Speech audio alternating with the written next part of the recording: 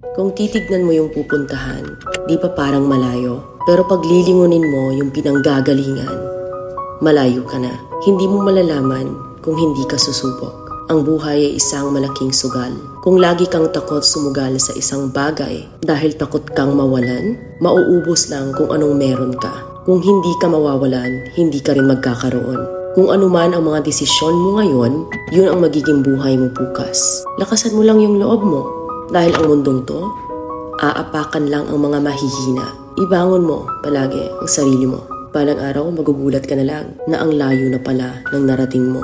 Kahit mabagal ang progress, basta may usad at kumikilos ka, okay na yan. Wala tayong magagawa. Ganyan talaga ang proseso ng buhay.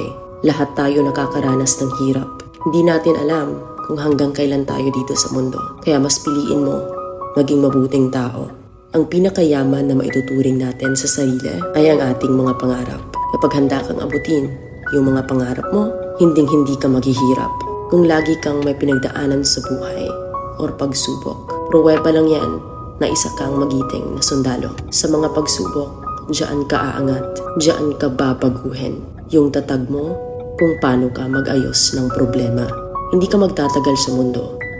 Lubos-lubusin mo na. Gawin mo yung mga bagay na handang iangat ang sarili mo. Huwag mo isipin yung mga sinasabi ng iba at huwag na huwag kang panghihinaan ng loob dahil lahat ng tao ay may iba't ibang desisyon at iba't ibang sitwasyon. Huwag ka lang mawalan ng pag-asa. Hindi mo naman kailangan madaliin lahat. May proseso ang bawat ganap mo sa buhay. Alam mo kung ano yung nakakapagod? Ang palaging patunayan ang sarili mo sa ibang tao. Sa mundong to, piliin mo ang hindi magarbo. Keep it low-key ka lang. Simple.